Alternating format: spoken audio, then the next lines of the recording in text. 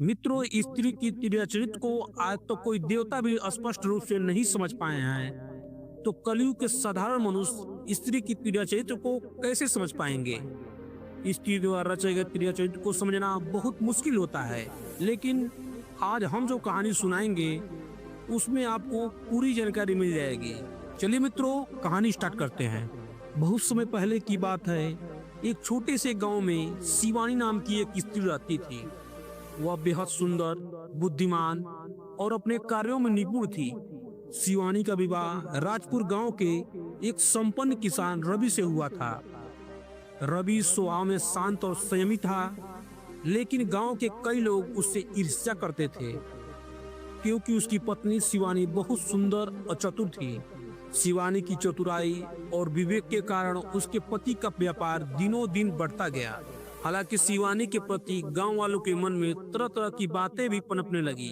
कुछ पुरुष उसको समझदारी को चुनौती मानते थे और उसे स्त्री का छलपूर्ण व्यवहार कहकर संबोधित करते थे। उनके अनुसार महिलाएं अपने स्वभाव में ही चालाक और धोखेबाज होती हैं। एक दिन गांव के कुछ बुजुर्ग पुरुष ने रवि को उकसाया। उन्होंने कहा, तुम्हारी पत्नी जरूर कुछ गुप्त चाल चल रही है। स्त्री का चरित्र हमेशा संदेहास्पद होता है। रवि ने इससे सुना और मुस्कुराते हुए कहा, मेरी पत्नी ईमानदार है और मैं उस पर पूरी तरह विश्वास करता हूँ। लेकिन बुजुर्गों ने उसे बार बार उकसाया। अंततः रवि ने सोचा कि वह अपनी पत्नी की परीक्षा लेगा। एक रात रवि ने शिवानी से कहा, मैं कुछ दिनों के लिए दूसरे गांव जा रहा हूँ। व्यापार में कुछ कठिनाइयां हैं, उन्हें सुलझाने के लिए मुझे खुद जाना पड़ेगा।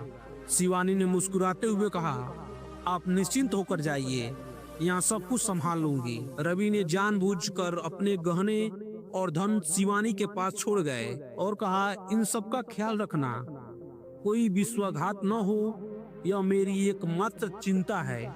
शिवानी ने इस पर कोई जवाब नहीं दिया, लेकिन उसकी आंखों में गहरी समझदारी झलक रही थी। रवि के जाने के बाद गांव के वही बुजुर्ग और कुछ ईर्ष्यालु साधु शिवानी के घर आए।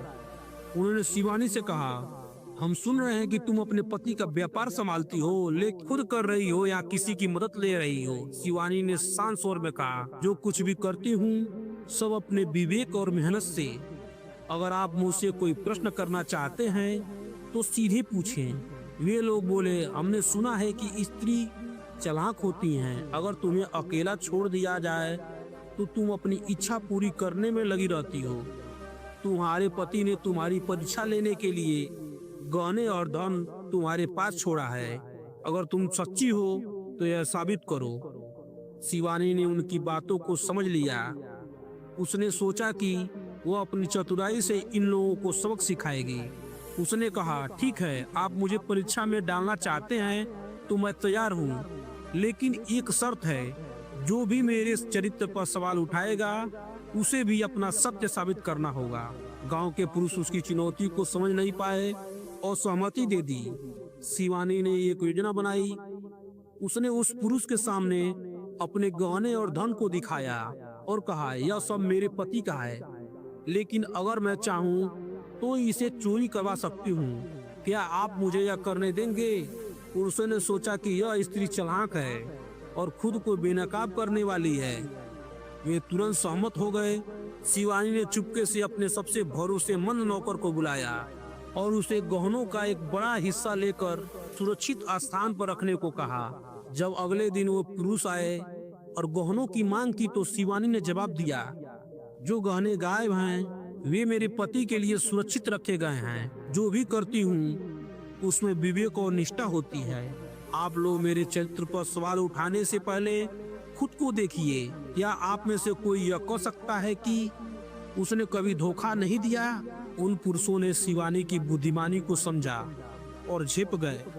उन्होंने महसूस किया कि स्त्री के चरित्र पर सवाल उठाने से पहले उन्हें खुद के चरित्र को सुधारने की जरूरत है। जब रवि गांव वापस लौटा तो उसने पूरी घटना सुनी। उसने शिवानी की प्रशंसा की और गांव वालों को समझाया। क्रिया चरित्र का अर्थ यह नहीं कि महिलाएं धोखेबाज होती हैं। इसका अर्थ है कि स्त्रियों में परिस्थितियों को संभालने की असाधारण क्षमता होती है। हमें उनके विवेक और धैर्य का सम्मान करना चाहिए। इस कहानी का उद्देश्य यह समझना है कि दिव्या चरित्र का अर्थ हमेशा नकारात्मक नहीं होता। यह स्त्रियों की चतुराई, सूझबूझ और उनकी परिस्थिति के अनुसार कार्य करने की क्षमता भी दर्शाता है।